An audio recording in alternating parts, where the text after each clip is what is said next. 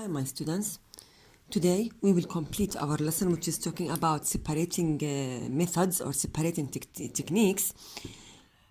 Last time we stopped till chromatography, and we said before that chromatography is a method that is used to separate colorful dyes, or later on you will know that I can use colorless dyes, but by also using something called relocating agent. You will know it later on in grade 9 inshallah.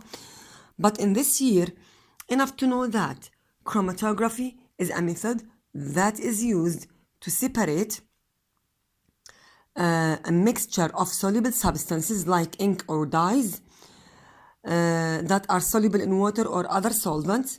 It depends on substances having different solubilities in the solvent.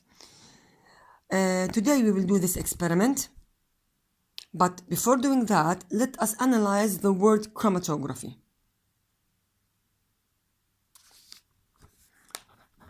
Chromatography.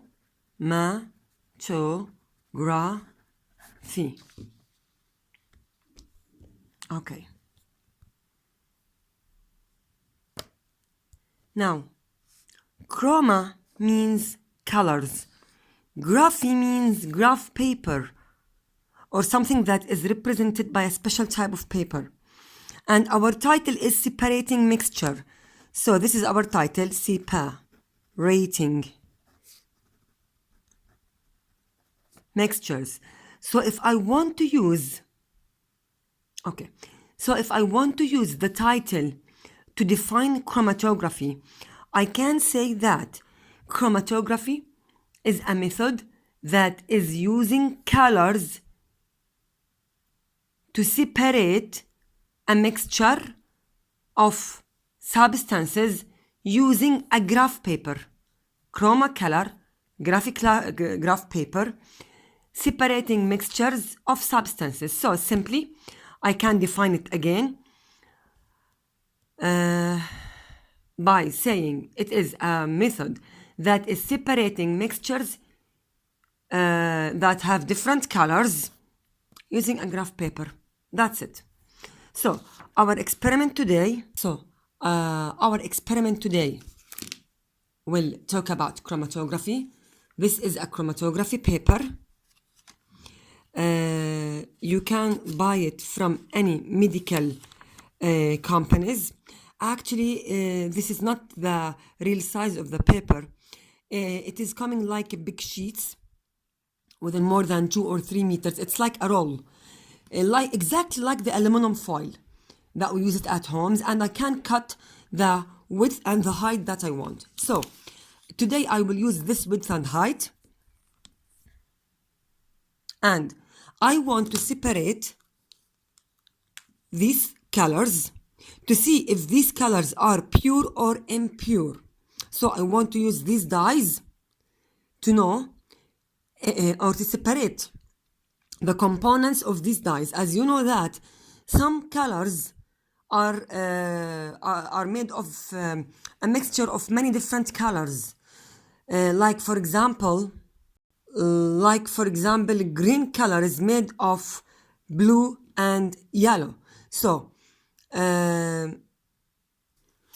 again, this is the chromatography paper.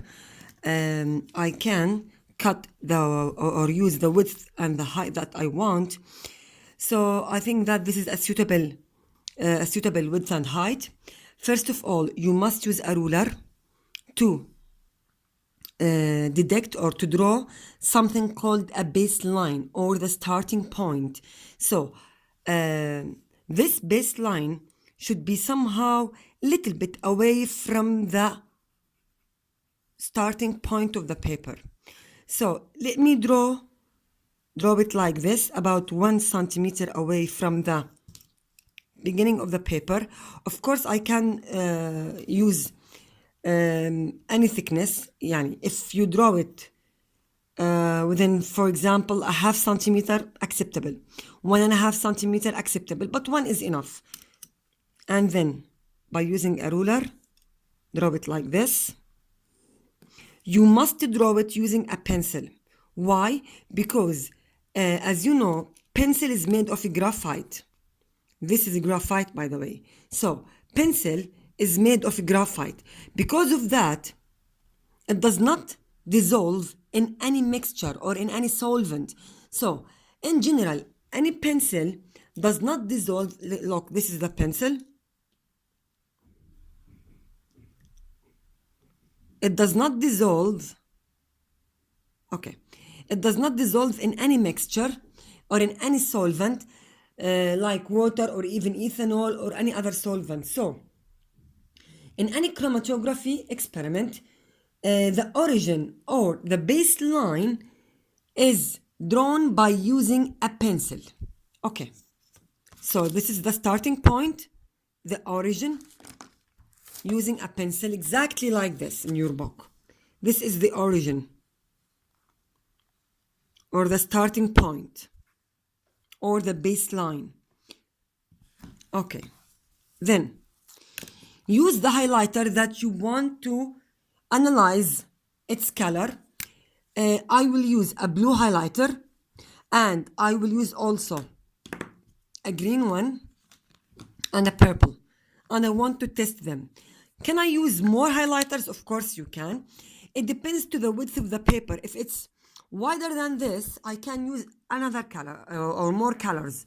But can I use one color? Of course you can. Try as much as you can, but the distances between each dot must be or the space between each dot must be enough to give the space for this dot to be analyzed without interfering or matching with other colors.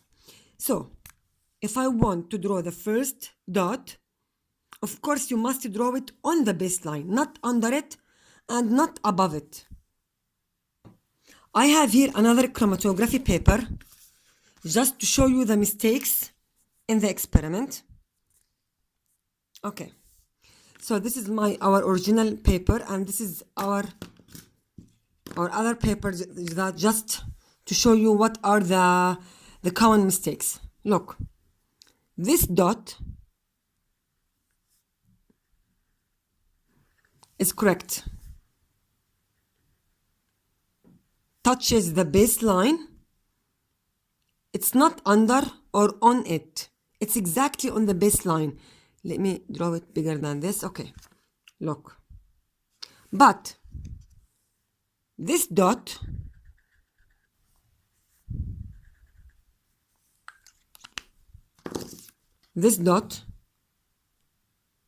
is unacceptable because as you see,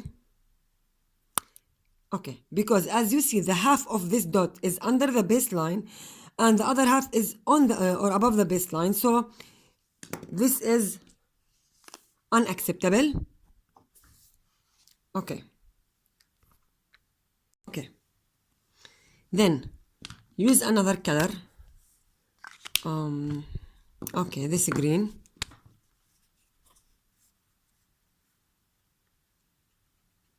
Again with a suitable distance.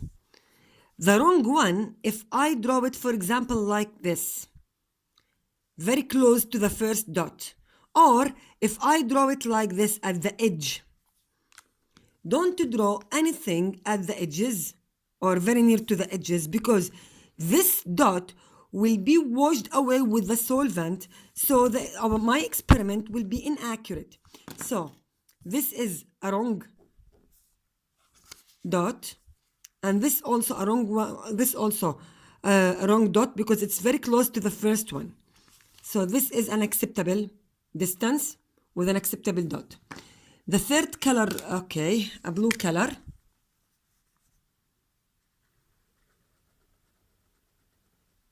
Okay. Here, for example, some students draw it like this, under the baseline. Some of them above the baseline, also unacceptable. Some of them, they used to draw the dots here. Not allowed to draw any dot under the baseline. This is the starting point. So this distance, not allowed to draw anything in it. You must start from here. So our paper now is ready. You can use any solvent, any suitable solvent. Of course, our famous, suitable, safe solvent is water. So this cup contains small amount of water. Okay. Now look, the level of the water that is inside the cup. Now imagine that this is a beaker, not a cup.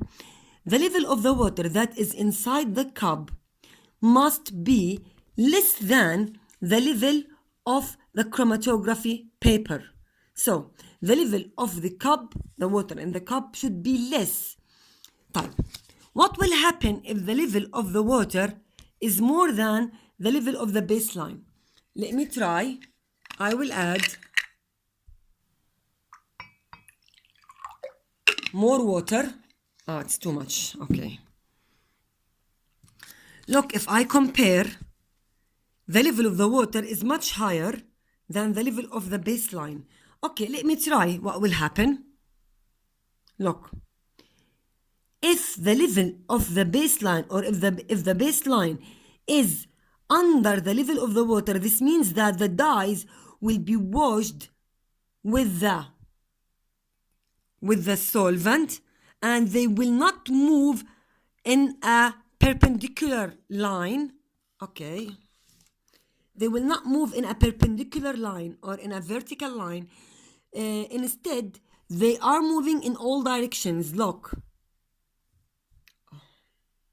Okay, they will move in all directions, so I will spoil my experiment.